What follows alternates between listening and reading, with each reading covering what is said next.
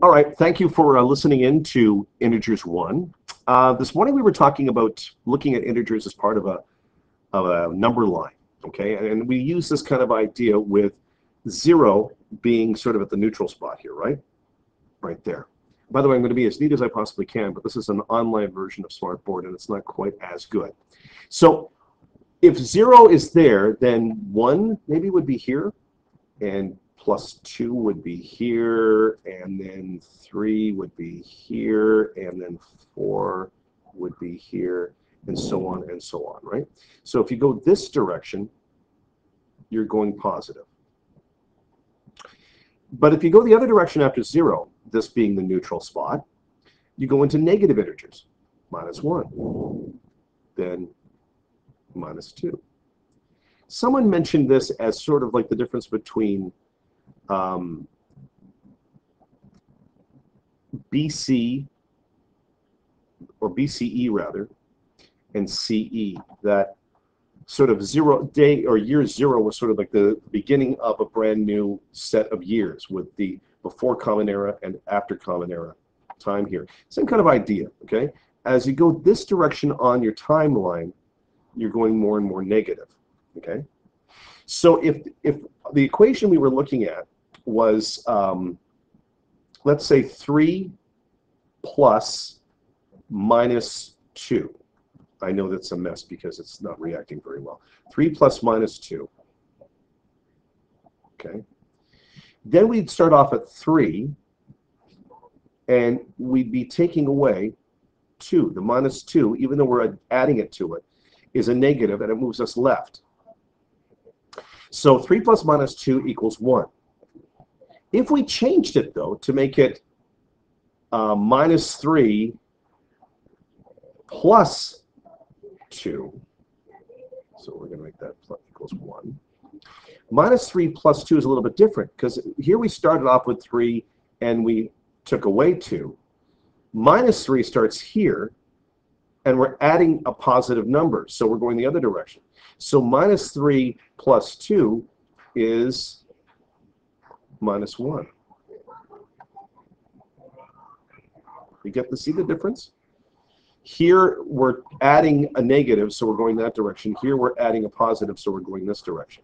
So it all depends on where you start, and it all depends on whether it's a positive or negative integer. Now, I like the example of the number line to explain this. And one of the things I said was I didn't like the tile, the yellow and red tile idea. But after I looked at this for a while, I thought maybe we should take a look at the yellow and red tile idea to see if it works for you.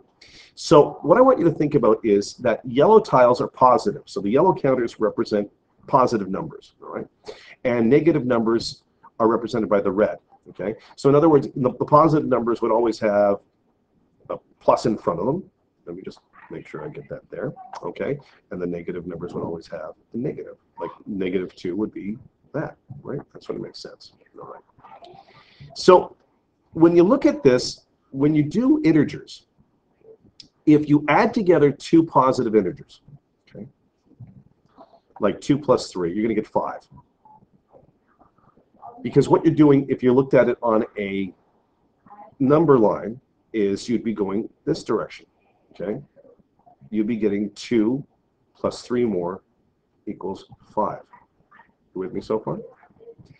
And the sum of 2 negatives is negative. Well, think about it, right? We're going to do another number line, and this is 0 right there. -2 is here, and we're going to add another -3, so we're going to go in this direction, and the answer is -5. Where it gets a little more complicated is when we add integers with different signs, okay? So just like it says here, to add integers with different signs, you first find the absolute value of each integer. Then you subtract the lesser absolute value from the greater. The sum has the sign of the integer with the greater absolute value. Okay, now let's think about this. We've got a straight line, okay? And that's not very straight, I understand that. And there's 0. 2 plus -3 equals -1. Well, okay, we have 1, and there's +2, which is here. And we're going to add -3, so we're going to go back 3 to here, which is -1. All right, that kind of makes sense to me. I can sort of see that. I hope you do too. And the other one that's here, and I'm just going to clean this up so we can see it a little better.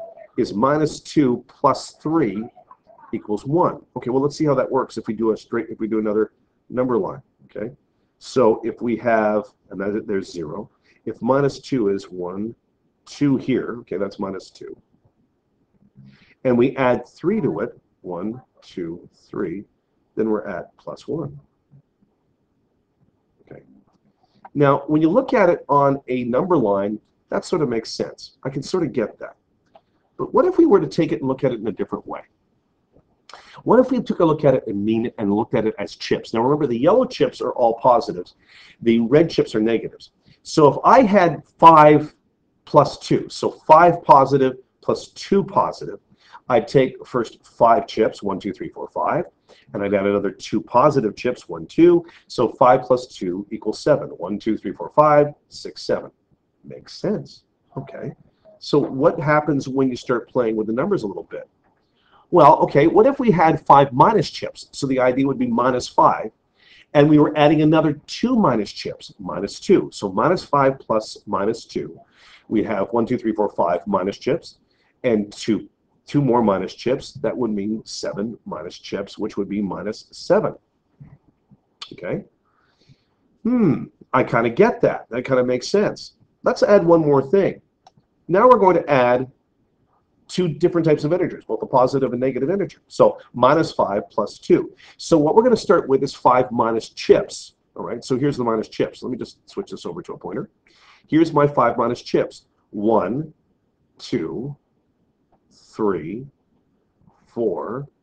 Let me just put them in a nice row here. And 5. Okay, so we have my 5 minus chips. And then I'm going to add 2 plus chips. 1 and 2. Well, what I need to do is I have to pair the plus and minus chips and remove the pairs. Well, the only 2 pairs I've got are these 2 here, right? Those 2 right, despite my bad circle, those 2 right there. So the only ones I've got left, if I remove those pairs, if I take them away, the only 2 I've got left are these 3 here. 1, 2, and 3. So in other words, there are 3 minus chips left. So if I start off at minus 2 and add plus 2, the answer is minus 3. Okay, because they're minus 3 chips. They're all negative. All right. Let's see if we can work that out in a different way here too. Okay, let's see if we can do one more. 6 plus minus 3. Okay, so I need 6 of these. 1, 2, 3, 4, 5, and 6. Okay. So there are my plus 6. And I'm going to do minus 3. 1, 2, and 3. Well, if I pair them up, that means I take these 3, and I take these 3 here away to pair them up. So these are now gone. All I've got left are these 3 here. That's the answer. So 6 plus minus 3 is 3. Does that make sense? You got that? Okay, let's see if we can take this another step here. Okay, minus 2 plus minus 3. Okay, so minus 2. And then another minus 3. 1, 2, and 3. Wait a minute, minus 2 plus minus 3. We need to take that away. Okay, so minus 2 plus minus 3. I don't have any pairs that go red to yellow. I only have all the same color. So the answer is going to be minus 5.